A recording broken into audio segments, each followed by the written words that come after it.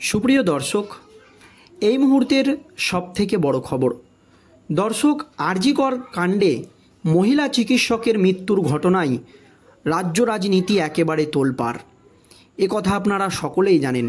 তবে পদত্যাগ করেছেন অধ্যক্ষ, আর পদত্যাগ করেও শেষ রক্ষে হলো না আরজিকরের অধ্যক্ষের।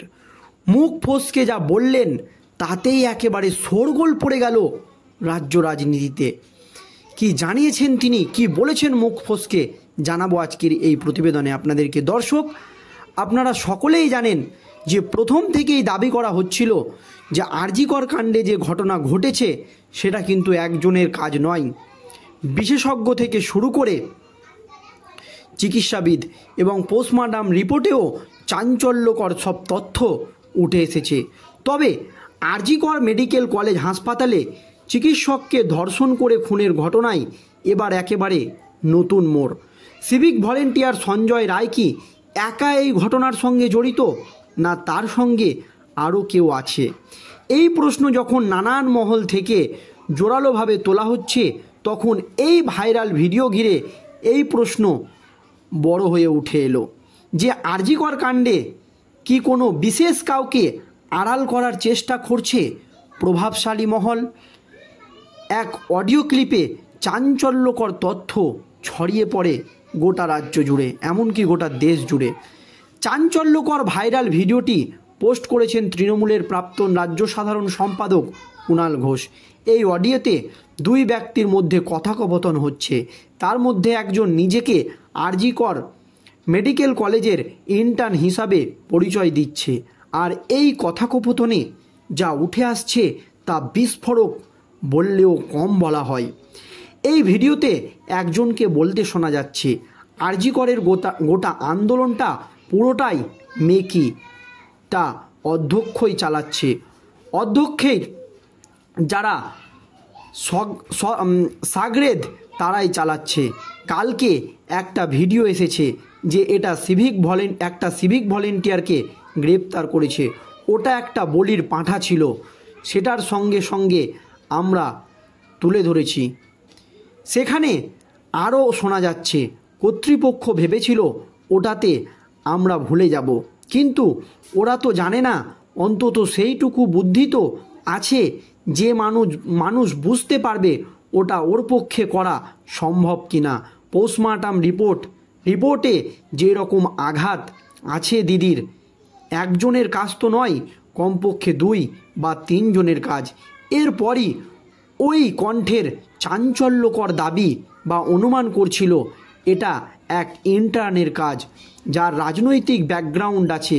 তার পরিবারের সদস্যরাও যথেষ্ট উচ্চপদস্থ, নাম নিতে পারবেন না। আমারই অবস্থা খারাপ হয়ে যাবে বা আমার সমস্যা হবে।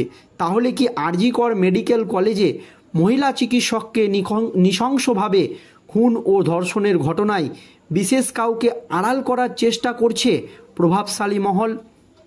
প্রশ্ন উঠে যাচ্ছে, কারা তাকে আড়াল করার চেষ্টা করছে? আর একটি ভাইরাল অডিও ক্লিপ এক মহিলাকে বলতে শোনা গিয়েছে, ও কিছুই করেনি, এটা আমরাও জানি, আরও ঝেড়ে কাশলে অনেক কিছুই বেরোবে। তাহলে কে রয়েছে এর নেপথ্যে? শুধুই কি সঞ্জয়, না আরও কেউ? তার নাম কি আদৌ সামনে আসবে?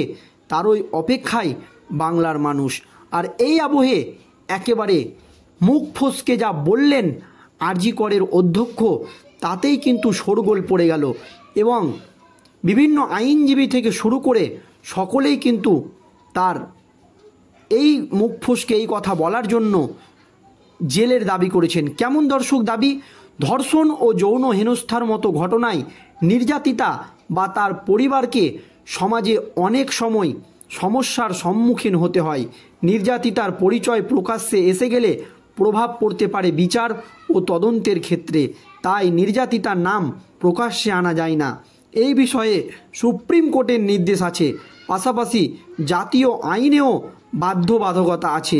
নির্যাতিতার নাম প্রকাশ্যে আনা শাস্তিযোগ্য অপরাধ। আরজিকরের জুনিয়র ডাক্তারের মৃত্যুর ঘটনায় উঠেছে খুন ও ধর্ষণের অভিযোগ।